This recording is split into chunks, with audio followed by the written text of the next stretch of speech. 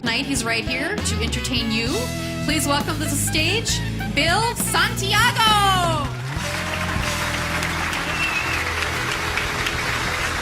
How are you guys?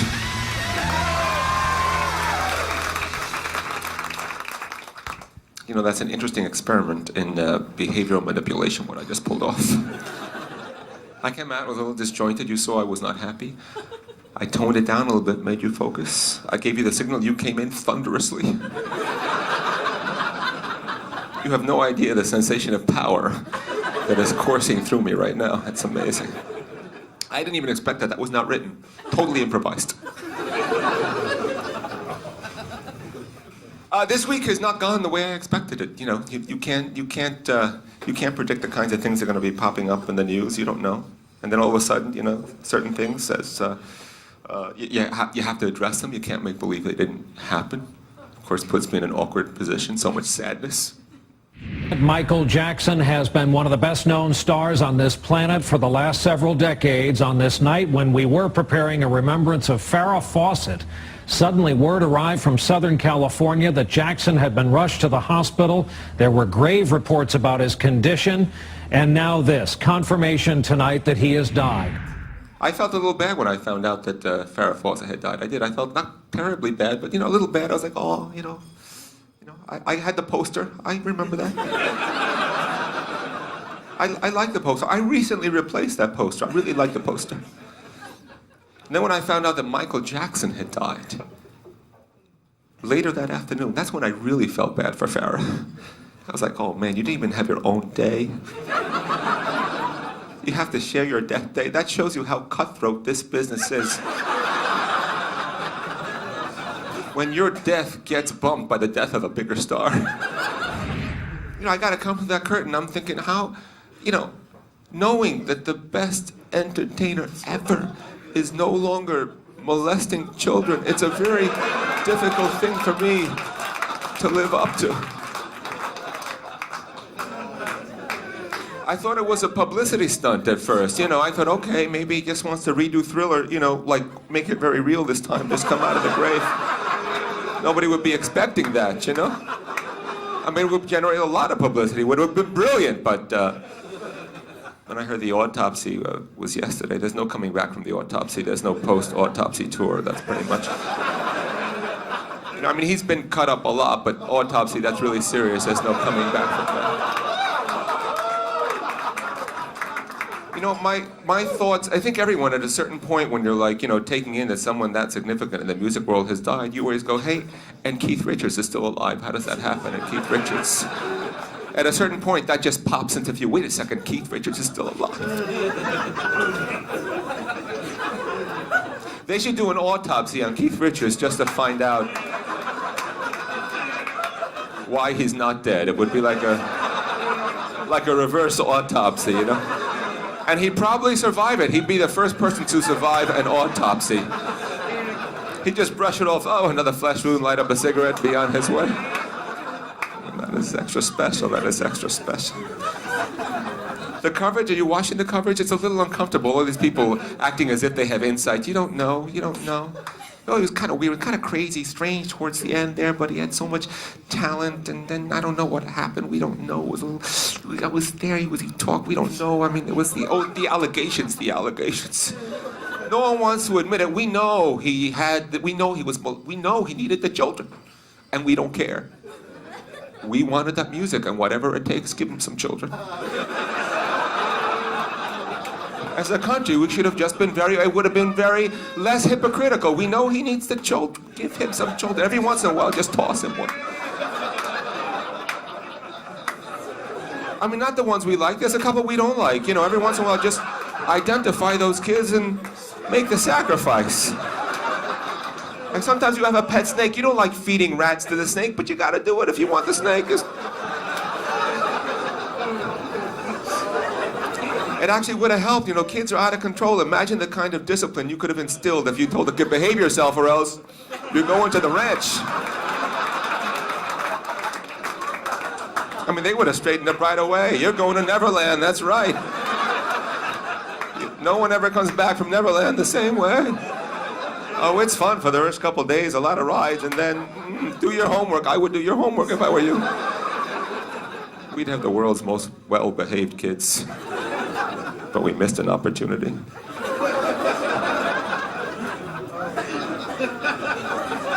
He was so good. He was so good. I mean, never took a dancing lesson. People all over the world, you know, imitating his dance. The singing. I mean, he took everything to the next level, and a couple of things just a little too far. Like the next level would have been here, and a few of them he was like, so sad. When you think back, you know, A, B, C. Then you cut to the present, and you're like, oh.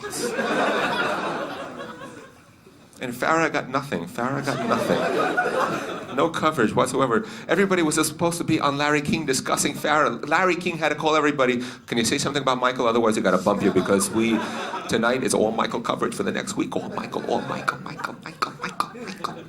Can you moonwalk? Otherwise, you could not be honest. I gave up even trying to moonwalk. I cannot moonwalk. I wish I could. You see, that's the thing. No one else made anyone else want to dance that way. Everything else you could imitate. Everyone could twist. Everyone could do a little, but no one could moonwalk. Nobody. I never knew anyone who could actually nail it. I could moonwalk on the moon. I would pay billions of dollars to get there. Oh, God, I can't do it up here either.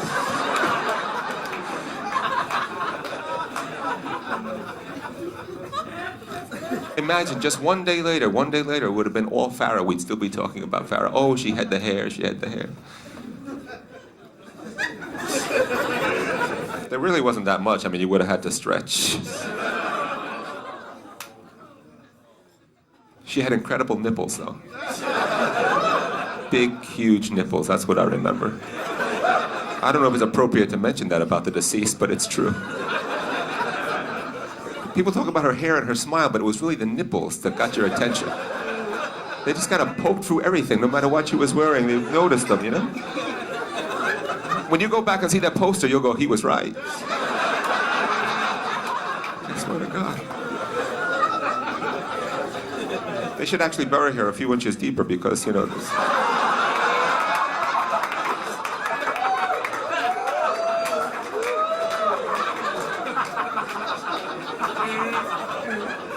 I'm just saying, these are the things they don't hear in the news that I would like to hear. Some real honest commentary. They don't seem to allow that. Nobody really wants to tell the truth, but I will tell it. I'll tell it about someone else. I'll tell it about my own life. I used to have headlines about my own life that I would discuss, but apparently I have been preempted as well. It's got me thinking about death. Death is not fun. You go to the cemeteries, no one's having fun at the cemetery. There's huge potential for it, but you never see it, you know? You see a tombstone, I mean, look at that. I mean, it's ripe for a good line or two, you know, but you never see anything. Have you been to a cemetery? They're so depressing, just because I don't think they're taking advantage of the levity possibilities, the potential there. I don't know, I'd like to walk in once and just see like a tombstone that said, I may be dead, but I'm still horny. You'd miss that guy. You wouldn't know him and go, I would have liked to hang out with that guy. That guy had a sense of humor. It's a shame he's dead, you know? All right, well, let's say you walk into it. Let's just suppose, just go with me. You walk into a cemetery and you walk in, and the first headstone you see says, I'm standing right behind you. I would be like, oh, you got me now. You're good, you know. But that would just never happen. We never really face, you know, mortality, actually, not head on. We spend, do you know the amount of money that we waste on research we're still looking for the leading cause of death? It's birth. There is a 100% correlation. I don't know how people keep missing it, you know. No one has ever died without being born first. At some point previous to the death. It's just a matter of how long there is in between, but my girlfriend has just informed me that she's going off the pill. Which, I am not a fan of the alternatives. Especially Trojans. I can't believe that's what they're called. Why would you name any form of protection after the greatest security breach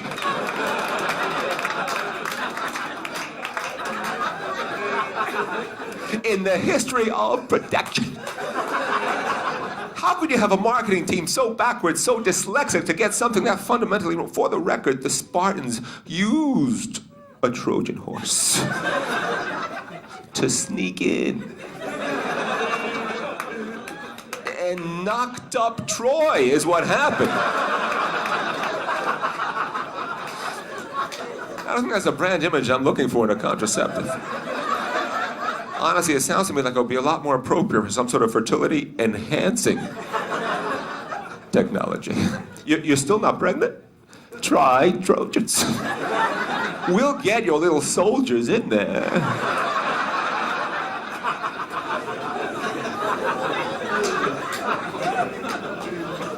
I want to thank you guys right now for following along as much as you have. A lot of people don't make it to the end of anything I say. You guys are ahead of the curve, and I really appreciate that. People ask me, then, Bill, what if they don't? What if they don't get you? What if they don't follow along? What if they peter out? What if they don't get there with you? I could care less. Is it I could care less or I couldn't care less? I always say I could care less because I couldn't care less which one it actually is. Although I realize there's a difference, it's not the same thing. I could care less means as much as I'm already not caring. There's still a lot more not caring I could be doing. Oh, don't think this was it. Well, I have not yet begun. Believe me, I can generate a lot more not caring than this. It's not pretty, you don't even want to know. It's almost like a threat. Don't push me. I could care less.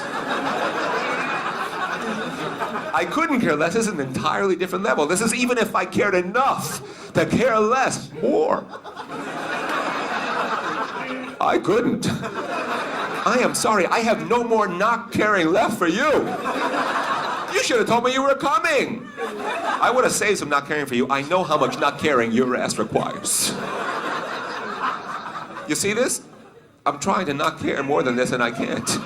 I can't even muster up one more iota of not caring for you. Do you know I don't even know what that word iota is? I use it all the time. I swear to you, I have no idea what that means. All I know is never in my life have I ever heard of two iotas. It's always that one that people are pointing out a severe deficiency, and I don't know how he got that job. He doesn't have one iota of experience. If he had the one, I wouldn't have a problem with it. I've never heard of any other unit of human measurement where the second you reach the minimum requirement, you peaked, you'll never have two. Don't even try for two. There's no such thing as two. I would give 2 iotas just to find out why you can't have more than one. If I ever have kids, I hope it's twins. I'm gonna name them both Iota.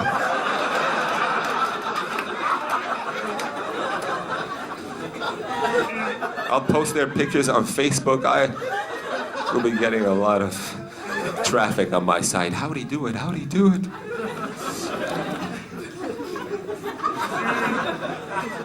I'm gonna have to get my identity stolen, by the way, just so I can stop these people that I have lost touch with deliberately from tracking me down on Facebook.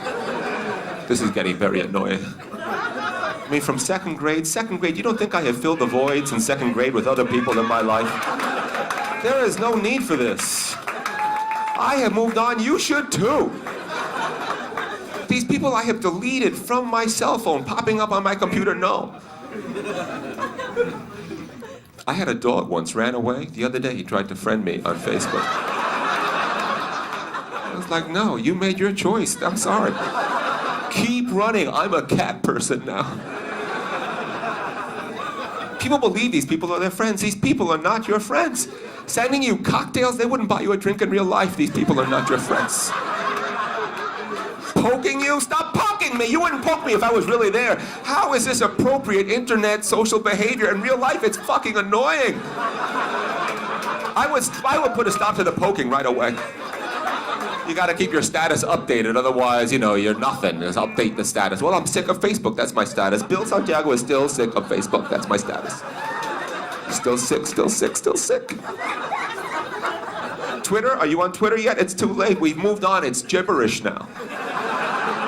Gibberish.com. We should consolidate all of these stupid things into one big website. Call it timesuck.com. Now we know where to go. And yet I have plunged deeper into the technology. I just bought myself a Mac. $3,000, I have no idea why. I don't know why I did it. Yeah, were you wooing? Do you have a Mac? Yeah, you're a Mac person? Mac people love to hear someone else was stupid as they were to spend that much money. It wasn't just me. You do it, you do. Oh, thank God, it wasn't just me. Did you get the Pro? I got the Pro. As soon as they said Pro, I had to have it. I don't know why.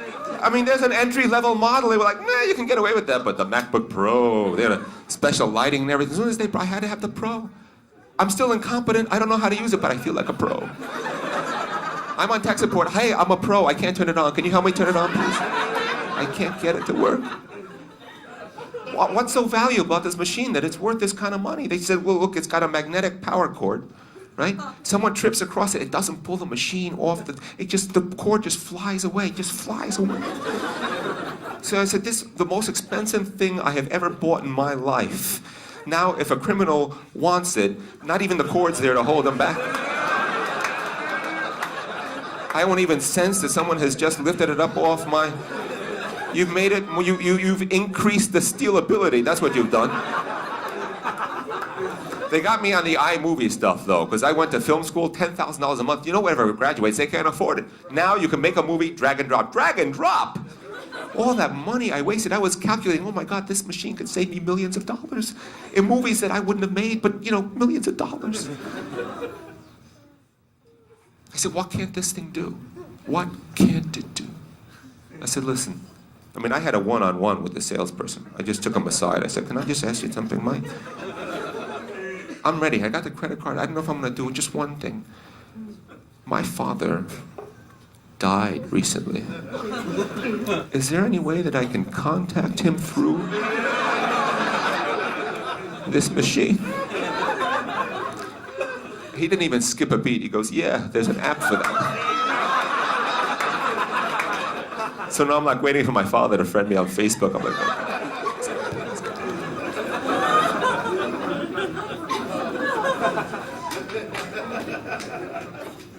Now, seriously, maybe it's all this whole death thing, I don't know, but now I want to know more. I want to know more about religion and everything. Now I want to know, is there something else? I have cracked open that Bible and I had no idea how much catching up I have to do. Thou shalt not kill. Are you guys familiar with that one? Have you heard of it?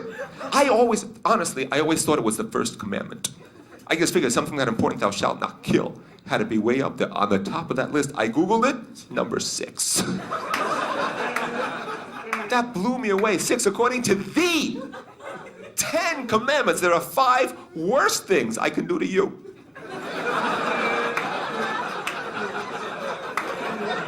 Then kill you. How do you like that?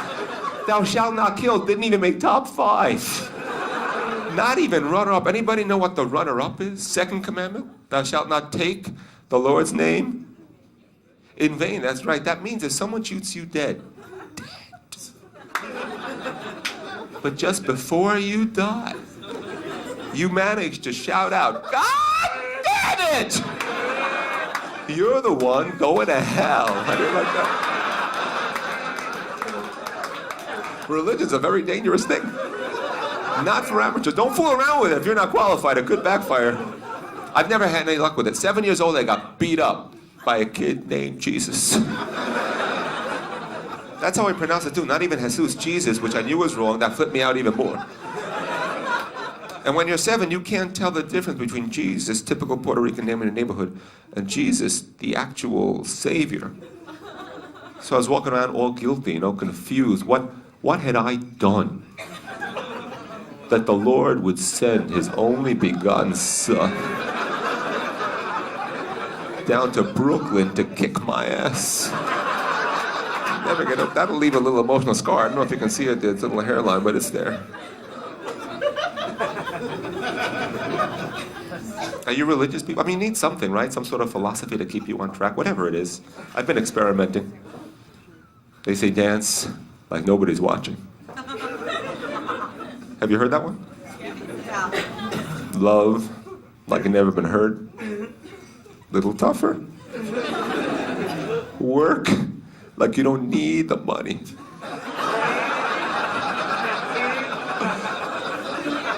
I say work like nobody's watching. Love like you don't need the money.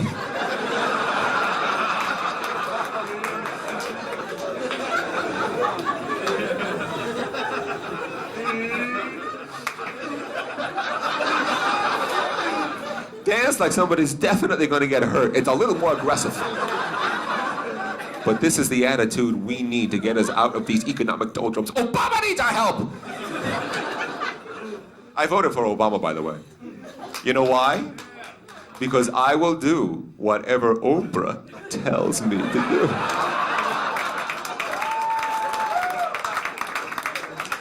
I'm no different than anybody else. Oprah says read, I read. Oprah says vote, I vote.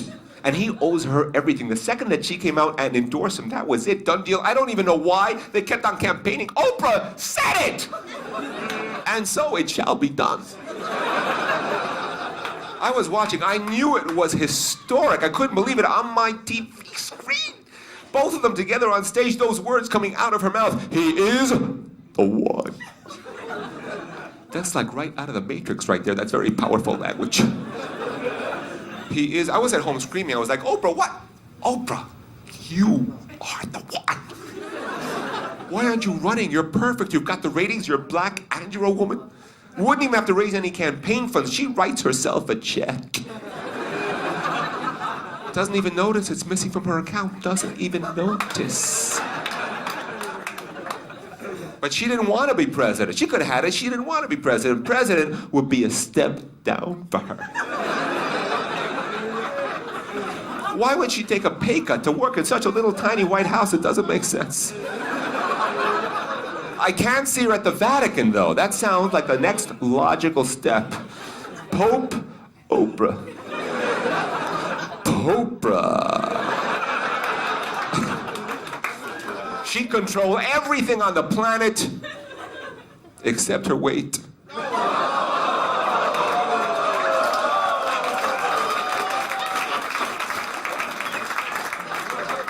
The robe is one size fits all. It's not an issue.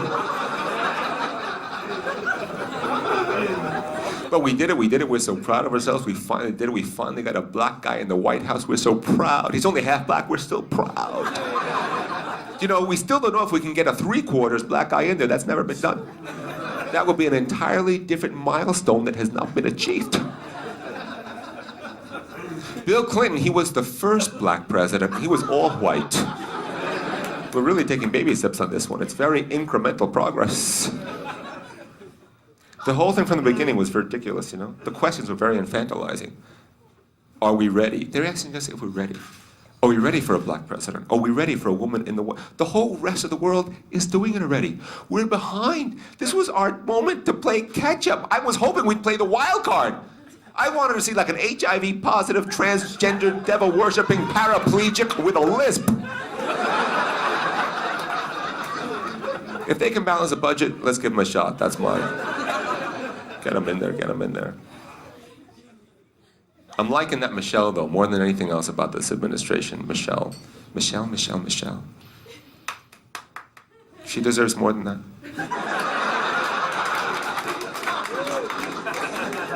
I have feelings for her that I have never felt for another first lady. I don't know if it's right to feel that tingle for a first lady. Every time I see her on TV, I swear to you, I just have to stop and I'm like, oh, please, turn around, please. Just a little bit, just a little bit, just a little bit. First lady's got back. There's your stimulus package right there.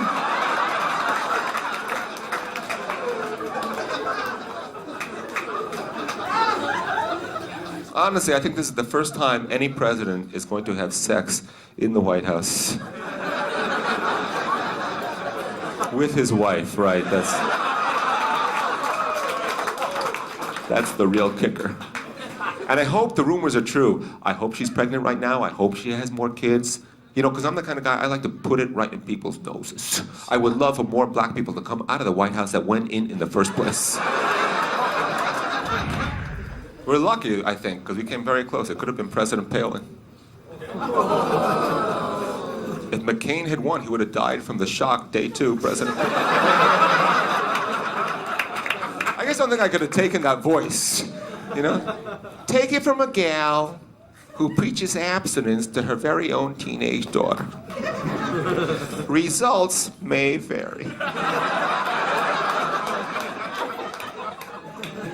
Who would want that? Can you imagine? He's got to turn around the whole economy, not just our economy, the whole global economy. That's your job. That's at the top of your to-do list. Day 1, you want it? Go! Fix it! Go ahead! I can't even straighten out my own personal credit card situation.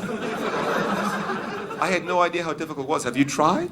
Do you know that just checking to see what your credit rating is lowers your credit rating? That's like looking in the mirror makes you uglier. Oh my God, really? It's worse than it was. Jesus Christ, let me take a, whoa, no, take it down. Woo! Do you guys work out? It doesn't matter what shape you're in, as long as you dress appropriately for whatever shape you happen to find yourself in. It's such a simple rule. Not everybody playing by that rule. You should never wear leather if it takes more leather to cover you than an actual cow. Do you see what I'm talking about? That's the litmus test right there. If your snug little outfit would hang loose on a member of the species that donated the hide, maybe leather is not your fabric.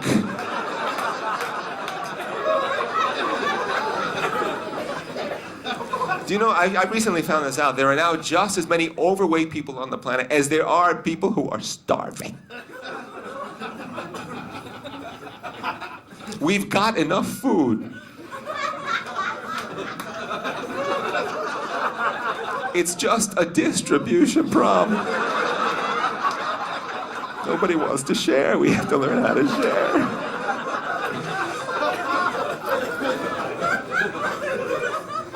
And the United States, we're the biggest offenders. We are the fattest people on the face of the planet in all human history. I'm not sure when we took the lead, but I'm guessing right around the time Popeye switched from spinach to fried chicken.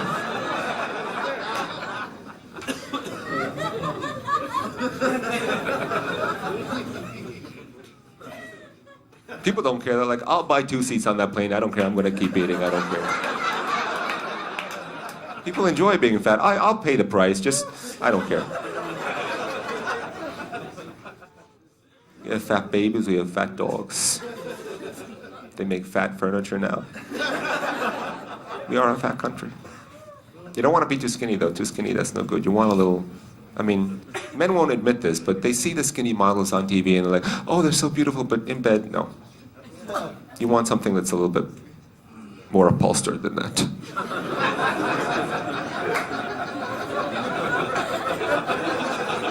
In the dark, that's what makes you feel good.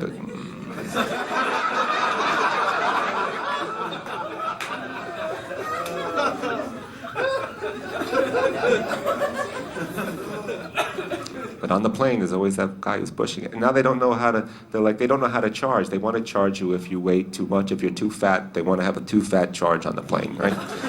They don't even know what to call it. The fat charge, the extra, I don't know. The too big, the you don't fit in your seat charge. I don't know what.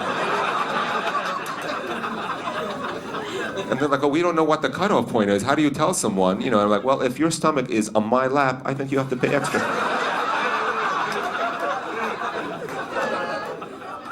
I deal with a lot of flying, you know. I wanted to get on the very next flight. Like, I was at the airport a little bit early, and I knew the next flight was empty. I said, can I please just take this one? Can I get on? And they were like, no. Stupid rule, stupid rule. It made no sense. I said, why? So because if we break the rules for you, we have to break them for everybody. And I said, no, because if you break the rules for me, you can we have to break the rules for everybody rule. Making that second break actually a reinstatement of the rule you didn't want to break in the first place. All these breaks cancel each other out, and we go back in time to right before this conversation started. And she looked at me for a second like she was rebooting her brain, you know? Do you want a window or an aisle seat, Mr. Santiago? It's like, man, that's the victory for the day. You know what I have noticed? Because I keep track every time there's a plane crash, the next day on TV, you can count on this. They drag out all the experts to try and convince you to get back up in the air and keep on flying. Like you didn't see that ball of fire all day long yesterday on the news. Like that might not give you pause. And it's always the same ridiculous argument. Statistically, flying is still safe. Statistically. Same with sharks, by the way. Statistically, you have a better chance of winning lotto or getting struck by lightning than attacked by a shark. Unless you happen to be in the water. Then the shark has a better chance of winning lotto than you do of getting away from the shark. Unless the shark gets struck by lightning. Then for that split second, you actually have a better chance against the shark than against the odds of winning lotto. Unless, and here's where it gets a little tricky, you win lotto, which suddenly puts you into the highest risk group for both shark attacks and lightning strikes. Statistically, there was no way out. You were screwed. You should not have flown that day. People don't realize there's different kinds of crashes. That's not generally known. You have your regular crash, you don't even hear about those. And then there's charred beyond recognition. You notice how it's never just charred? It's always beyond recognition. Like you're gonna run into someone who is charred.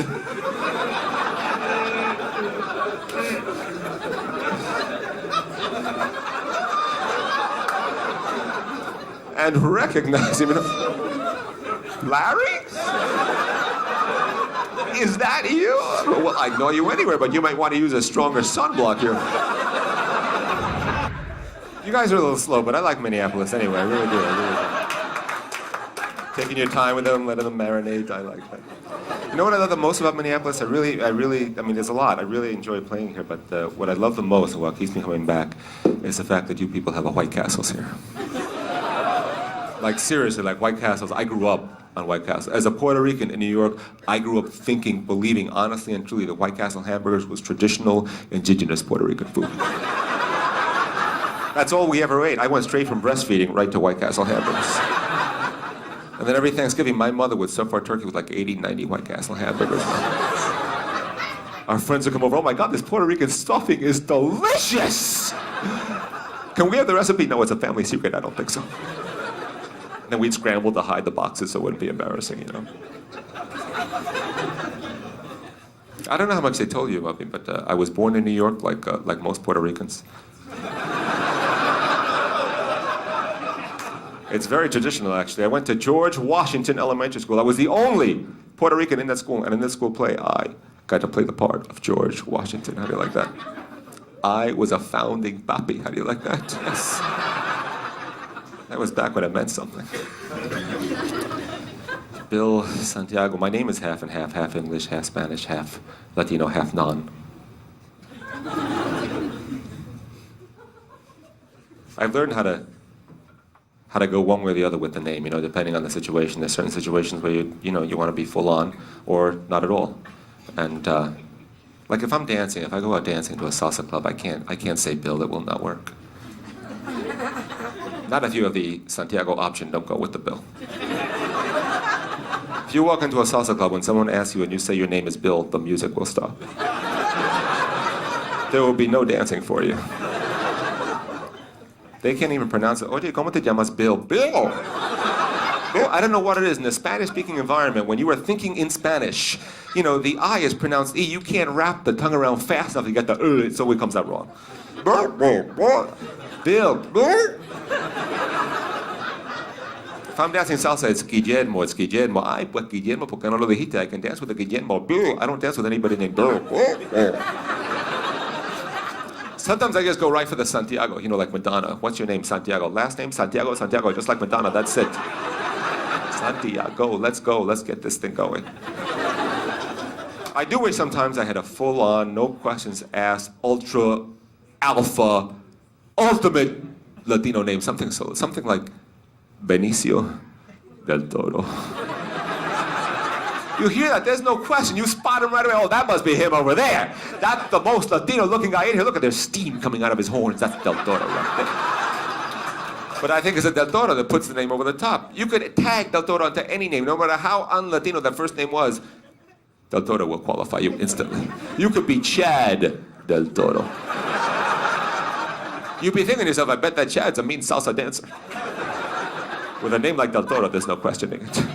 You could be Obama Del Toro.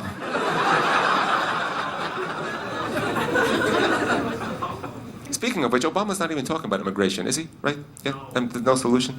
I heard some crazy things during the campaign. For a while, they were talking about deporting all the illegals. It's ridiculous. It's too late.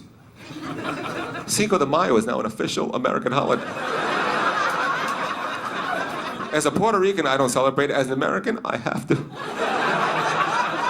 It's on the calendar I bought at Walmart. And everybody thinks, they just assume it's Mexican independence. It had nothing to do with Mexican independence. It was a temporary victory in the town of Puebla, Mexico, by the Mexicans over the French, happened on May 5th, Cinco de Mayo. What you never hear is that 2 days later, the French came back. And whooped Mexican butt. That never gets mentioned, but it does illustrate just how festive and optimistic the Mexican people are. They were like, screw it, we had 2 good days. Break out the tequila, this is gonna be a holiday from now on. We did 2 days, people, make it official!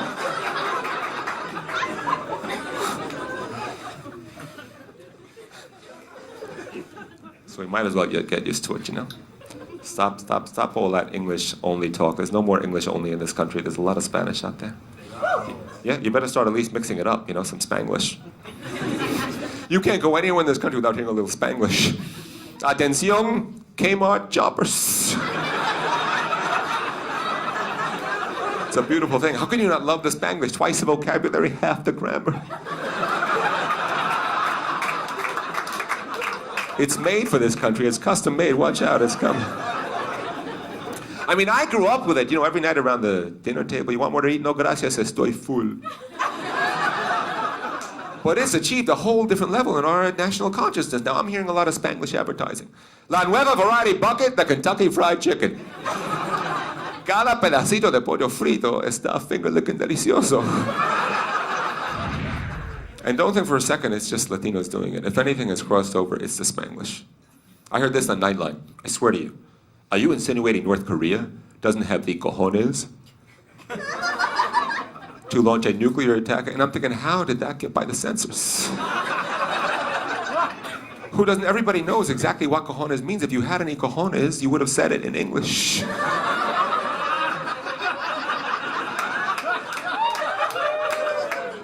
And then they hit me, wait a second, you'd never hear that in a verse on Spanish TV. Entonces, ¿os quiere decir que Corea del Norte no tendría los testicles?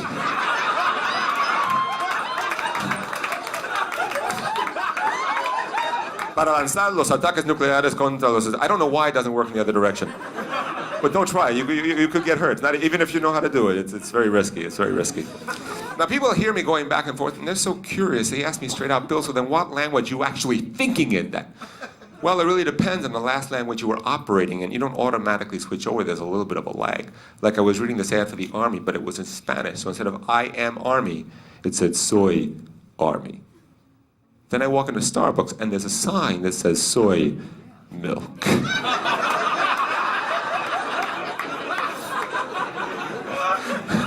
Like, that's impossible. I am milk.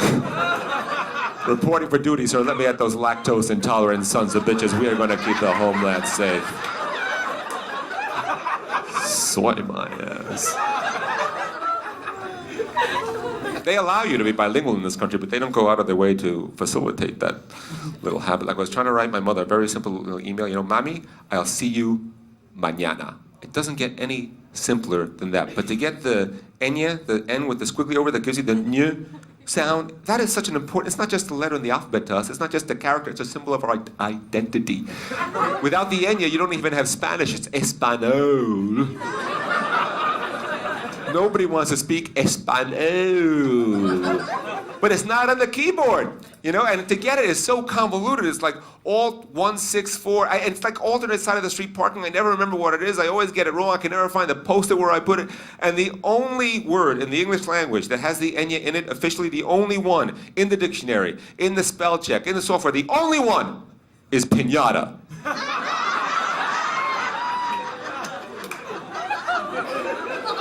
So I have to write piñata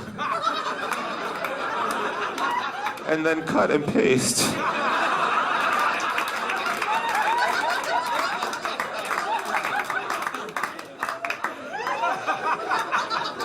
The discrimination's right in the software. I know Obama's busy, but eventually I hope he gets to it. I like talking to a live crowd, because you people can't hang up on me. I don't get that on the phone. On the phone, my friends, they try to get me off the phone, but by making it sound like I'm the one who's got better things to do. And I'm catching on, and I'm getting sick and tired of that line, too. Well, let me let you go.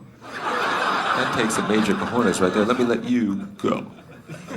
They're trying to get rid of you, but by asking permission to do you a favor. Would you let me let you stop wasting my time? Permit me to assist you in getting the hell off the phone. I don't know why I called you in the first place. But I regretted it the second you picked up the phone. You never think it fast enough, though. No matter how many times you've been caught in that loop, it's always like the first time, You're like, let me let you, like, all right. And thank you for letting me let you let me. Apparently, I got to be going. To go do this thing, something so important, so urgent that somehow you know about, but it slipped my mind. I couldn't even go take care of it if you hadn't released me from the hypnotic trance of your scintillating conversation. Thank you, you chit-chat Jedi, for letting me let you let me.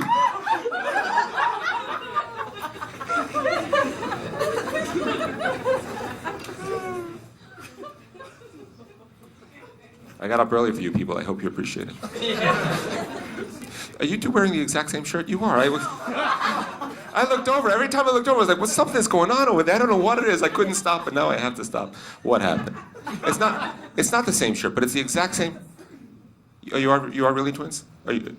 You're not the Iota twins, are you? I have to start wrapping it up here. I want to be honest with you people. This show has veered way off course. I don't know why I went into that stuff at the top of the show. I lost all my bearings. I have no idea what I've been doing ever since I stopped talking about Farrah Fawcett's nipples. I have no idea what I've been doing. I've been looking for a way to get back to that, and I can't. I'm glad I got away with as much Spanish as I did tonight. Believe it or not, there are still pockets of resistance against the idioma. One time I come out on stage and I began the show this way just to test the waters. I said, "Hey, anybody here speak Spanish?" Guy in the front row looks at me and goes, "No, thank God." I was blown away. I'm looking, I had nothing. Normally I can roll with it. I'm like, thank God? You think, but in that moment, I picture him getting to heaven and the sign on the gate says, "Se habla español."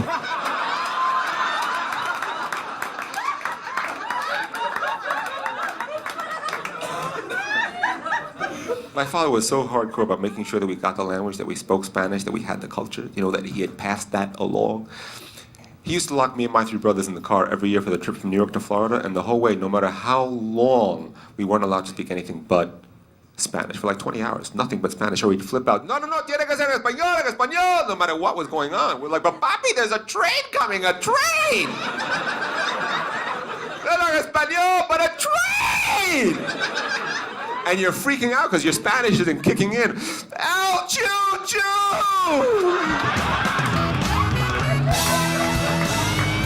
All right, thank you very much. You've been a very fun crowd. Thanks for coming out. Enjoy the rest of your evening.